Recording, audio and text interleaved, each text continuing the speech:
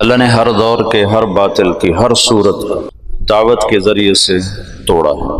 ایک ہی راستہ شروع سے رسول اللہ صلی اللہ علیہ وسلم تک اللہ تعالیٰ نے اپنایا، اس میں کوئی دوسرا راستہ ہمیں نظر نہیں آتا۔ قرن اول میں دعوت غالب ہے، پھر قرن ثانی میں دعوت غالب تو ہے لیکن ساتھ حکومتیں شامل ہو گئی ہیں، سیاست آ گئی ہے۔ قرن ثالث میں پھر یہ چیز مدھم ہونا شروع ہوئی کہ حکومت غالب آتی گئی، دعوتی جذبے مدھم پڑتے گئے، پھر آپس میں جنگیں عروج پر چلی گئیں۔ اللہ چاہتا تو نہ ہوتا، لو شاء اللہ لجعل الناس امۃ واحدہ، لیکن اللہ کی حکمت ہے کہ اس نے اختلاف کو باقی رکھا۔ اس میں اس کا امتحان ہے، اپنے بندوں کا امتحان ہے۔ اس دین کی حفاظت اللہ کو مطلوب تھی قبل اس کے کہ لوگ ہوا پرستی میں گمراہ ہوتے، اور وہ شخصیات جو مجمع علیہ تھیں، اور وہ شخصیات جو ہماگیر تھیں، جن کا علم زندگی کے تمام شعبوں سے جو متعلق ضروریات ہیں ان سب پر ان کا علم حاوی تھا۔ ایک آدمی پورا مدرسہ ہوتا تھا۔ ایسے لوگ کم ہوتے جا رہے ہیں، ہوائے نفس بڑھتی جا رہی ہے، تو اللہ نے امت کو 4 مذاہب پہ جمع کر دیا۔ یہ اللہ کا تکوینی نظام تھا۔ نہ ابو حنیفہ، نہ مالک، نہ شافعی، نہ ابن حنبل رحمۃ اللہ تعالی علیہ ہیں، ان میں سے کسی نے بھی اس سوچ کے ساتھ اپنی علمی جہود کو نہیں اٹھایا تھا کہ لوگ ہمارے تابع ہوں گے، ہماری فقہ پر عمل کریں گے، ہمارے فتاوی پر عمل کریں گے۔ یہ عند اللہ قبول ہوئے۔ اللہ نے امت کو زیغ ضلال سے بچانے کے لیے، ہوا پرستی، نفس پرستی سے بچانے کے لیے اللہ تعالیٰ نے ایک اپنے تکوینی نظام کے ساتھ ان 4 پر امت کو جمع کر دیا۔ بہت تھوڑے اس میں سے باہر نکلے، بہت کم، ہر دور میں رہے لیکن بہت کم برائے نام، آج بھی وہ بہت تھوڑے ہیں۔ یہ جو انہوں نے نظام بنایا، اس کے پیچھے اللہ کی غیبی قدرت تھی۔ یہ کوئی تدبیر سے نہیں تھا کہ بھئی آگے یہ ہونے والا ہے تو ایسا کر دو کہ لوگ اس پہ آ جائیں، ایسا نہیں تھا۔ دین کی حفاظت کے لیے اللہ کا اپنا غیبی نظام چلا کہ سورج مغرب سے جب تک نہیں نکلتا اللہ نے اسے باقی رکھنا ہے۔ صفات جب مدھم پڑنے لگی تو اللہ نے اپنے بندوں پر تزکیہ نفس کے مختلف طریقے الہام فرمائے۔ یہ جو ایک وجہ لکھی جاتی ہے کہ پھر علماء میں دنیا طلبی پیدا ہو گئی تو پھر مشائخ نے یہ طریقے ایجاد کیے، یہ بات مجھے وزنی نہیں لگتی۔ علماء ہر دور میں تھوڑے ہوتے ہیں، اور اس دور میں اور بھی تھوڑے تھے۔ ایسے مدارس نہیں تھے، ایسے کھلے عام علم کا نظام نہیں تھا۔ علماء تو بہت تھوڑے، اور اس دور میں بھی تھکے سے تھکا عالم بھی کوئی دنیا کا طلبگار نہیں ہوتا تھا۔ میں آج تمہارے دورے کے بچوں کو کہہ رہا تھا کہ آج بھی جتنے ہمارے مدارس سے فارغ ہونے والے لڑکے ہیں، 100 میں 1 کوئی ہوگا جو اس دین سے دنیا چاہتا ہوگا، ورنہ اس گئے گزرے دور میں بھی ساری کمیوں کے باوجود وہ مخلص ضرور ہوتا۔ وہ اپنے 8-9 سال اس نے 100 کے گزارے، اس کو ذرہ کی گردان تک نہیں آتے، لیکن میں پھرا ہوں، میرا تجربہ ہے، میرا مشاہدہ ہے، میرا کتابی نہیں ہے، کتاب سے نہیں، مشاہدہ ہے کہ 100 میں 99 آج بھی مخلص ہیں۔ عمل میں کوتا ہوں گے، ممکن ہے وہ نماز بھی نہ پڑھتا ہو، یہ بھی ناممکن ہے، لیکن اس نسبت سے وہ دنیا چاہتا ہو، ایسا کوئی 100 میں 1 ہو۔ تو اس دور میں تو کوئی لاکھوں میں 1 ایسا ہوتا تھا، کوئی اس نسبت سے دنیا چاہتا ہو۔ یہ بھی اللہ کا ایک تکوینی نظام چلا، جیسے کہ مذاہب اربع کو اللہ نے وجود دیا تو وہ 4 حضرات اس لیے نہیں بیٹھے تھے کہ اب ہوائے نفس ہے اور علم کا زوال ہے تو ہم ایک ترتیب بنا دیں، ایسی بات نہیں تھی۔ ایسے ہی یہ جو صفاتی محنت تھی، یہ اس بنیاد پر نہیں تھی کہ علماء میں دنیا طلبی پیدا ہو رہی ہے، لوگوں میں دنیا طلبی پیدا ہو رہی ہے۔ اس زمانے کے لوگ بہت اعلیٰ صفات کے مالک تھے، ظلم و ستم تھا، وہ بھی بادشاہوں میں، نہ کہ عوام الناس میں، نہ کہ عامت الناس میں۔ اللہ کا ایک اپنا غیبی نظام تھا کہ اس نے صفات کو باقی رکھنا ہے، تو اس نے اپنے بندوں پر تزکیہ نفس کے مختلف طریقوں کو زندہ فرمایا۔ امام مالک فرماتے ہیں لَن يُصْلِحَ آخِرُ هَذِهِ الْأُمَّةِ إِلَّا بِمَا صَلَحَ بِهِ أَوَّلُهَا، اس امت کے آخری طبقے کی جو اصلاح ہوگی وہ اس طرح ہوگی جیسے پہلے کی ہوئی۔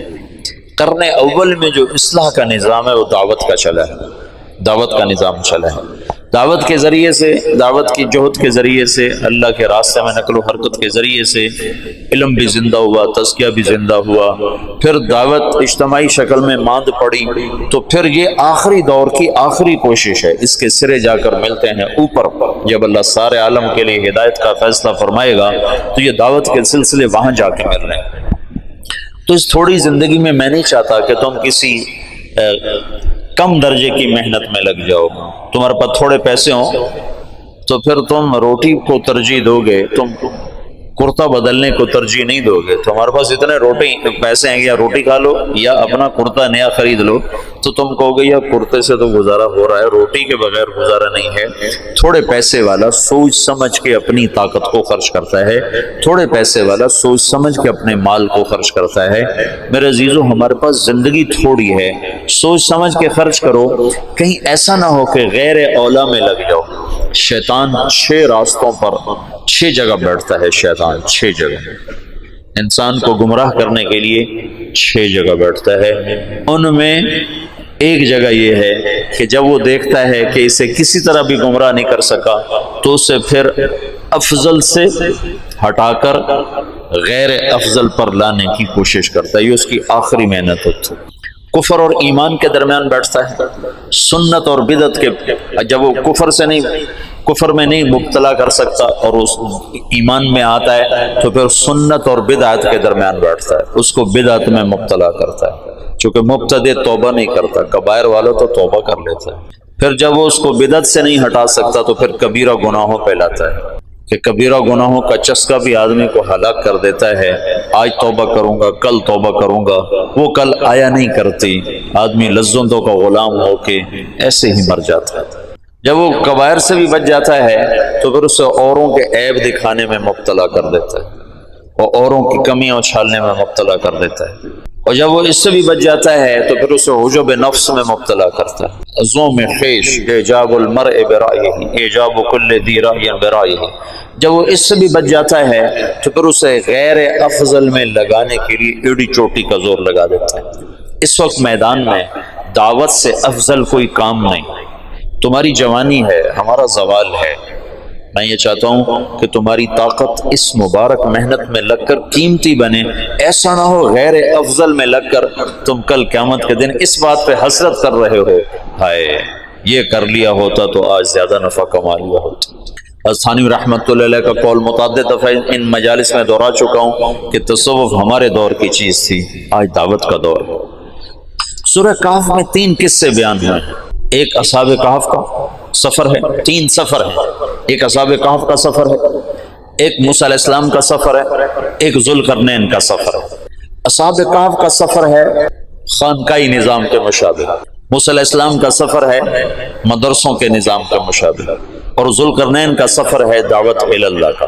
تزکیے کا منتہا غار ہے، فَاوُوا إِلَى الْكَهْفِ يَنشُرْ لَكُمْ رَبُّكُمْ مِنْ رَحْمَتِهِ وَيُهَيِّئْ لَكُمْ مِنْ أَمْرِكُمْ مِرْفَقًا۔ غار پر پہنچے، سفر ختم ہو گیا۔ علم کا سفر مجمع البحرین تک ہے، لا ابرح حتى ابلغ مجمع البحرین او امضی حقبا، تو علم کا سفر مجمع البحرین پر جا کر ختم ہو گیا۔ ذوالقرنین نے کیوں سفر کیا؟ بادشاہی کے لیے، تو اللہ کو کیا ضرورت ہے ذکر کرنے کی؟ ذوالقرنین نے کیوں سفر کیا؟ فتوحات کے لیے، تو اللہ کو کیا ضرورت ہے ذکر کرنے کی؟ یا اللہ کو کیا ضرورت ہے اس کے مال غنیمت کے افسانے سنانے کی؟ ذوالقرنین کے سفر کی وجہ قرآن میں خود دیکھو، قال اما من ظلم فسوف نعذبه ثم يرد الى ربه فيعذبه عذابا نكرا واما من آمن وعمل صالحا فله جزاء الحسنى وسنقول له من امرنا يسرا ثم اتبع سببا۔ یہ ذوالقرنین نے کیوں سفر کیا، یہ آیت بتا رہی ہے کہ اس نے کیوں سفر کیا تھا۔ فتوحات کے لیے نہیں، ملک گیری کے لیے نہیں، مال غنیمت کے لیے نہیں، بڑا بادشاہ کہلانے کے یا ذا القرنین اما ان تعذب و اما ان تتخذ فیہم حسنا قال اما من ظلم فسوف نعذبه ثم يرد الى ربه فيعذبه عذابا نکرا واما من آمن، ایمان لاؤ ہے دعوت اس آیت سے میں استنباط کر رہا ہوں دعوت کا، کہ دعوت کا منتہا مطلع الشمس سے مغرب الشمس ہے، اور مغرب الشمس سے مطلع الشمس حتی اذا بلغ، کیا ہے مطلع الشمس حتی اذا بلغ مغرب الشمس حتی اذا بلغ مطلع الشمس۔ تو دعوت کا جو میدان ہے وہ مشرق سے مغرب سارا عالم ہے، اور وہ تو ابھی عالمی نبی کا عالمی امتی بھی نہیں تھا، ہم تو عالمی نبی کے عالمی امتی ہیں، ہمارا میدان تو ذوالقرنین سے بھی آگے ہونا چاہیے۔ تو ایک سفر ہے ایمان کی حفاظت کے لیے، اس کو تزکیہ سے میں نے تعبیر کیا، اس کا منتہا غار ہے۔ ایک سفر ہے طلب علم کا، اس کا منتہا مجمع البحرین ہے۔ ایک سفر ہے دعوت کا، اس کا منتہا مغرب الشمس اور مطلع الشمس ہے۔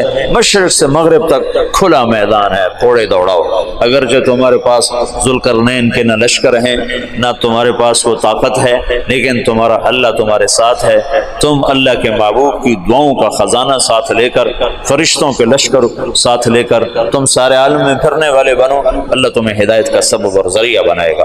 تو یہ تین جو الفاظ ہیں نا، فاغو الی الکہف حتی ابلغ مجمع البحرین حتی اذا بلغ مغرب الشمس حتی اذا بلغ مطلع الشمس، اس تینوں تعبیرات میں ہر عمل کی وسعت کو اللہ تعالی بیان فرما رہا ہے۔ ایک کی وسعت یا ایک کا منتہا غار پہ ختم ہے، دوسرے کا منتہا مجمع البحرین پر ختم ہے، اور تیسرے کا منتہا مغرب الشمس سے لے کر مطلع الشمس تک پھیلا ہوا ہے۔ تو ہمیں تو اللہ کا نبی کہہ رہا ہے فَلْيُبَلِّغِ الشَّاهِدُ الْغَائِبُ، اور اللہ کہہ رہا ہے لِتَكُونُوا شُهَدَاءَ عَلَى النَّاسِ فَلْيُبَلِّغِ الشَّاهِدُ الْغَائِبُ لِتَكُونُوا شُهَدَاءَ عَلَى النَّاسِ هُوَ اجْتَبَاكُمْ، چن لیے گئے۔ تو دعوت کی محنت کو تم اندر سے کرو، بیان ضروری نہیں، میں تو تمہیں بار بار کہہ رہا ہوں بیان کی تمنا مت کرو، نہ اس کے لیے کوئی سکیم بناؤ کہ میرا بیان کیا جائے، پیچھے رہو، سارا دن انفرادی دعوت میں کھپو۔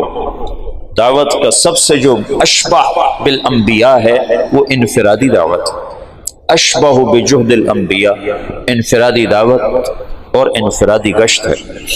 ایسے بیان خطبے تو کبھی کبھی کہیں، روزانہ کے نہیں ہیں، کبھی کبھی کہیں۔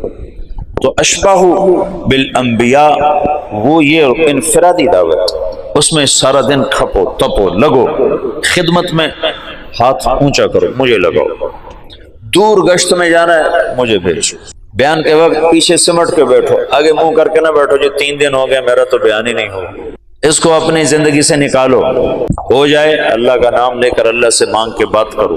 درد جو مولانا الیاس صاحب کے سینے میں تھا اس نے لوگوں کو نکالا، بیان نے کہاں نکالا، بیان کرنا تو انہیں آتا ہی نہیں تھا۔ تو مولانا یوسف صاحب خطیب تھے، ان کے خطبات نے پھر آگ لگائی، اس میں کوئی شک نہیں، لوگوں کے اندر ایمان کی بجلیاں بھر دی انہوں نے۔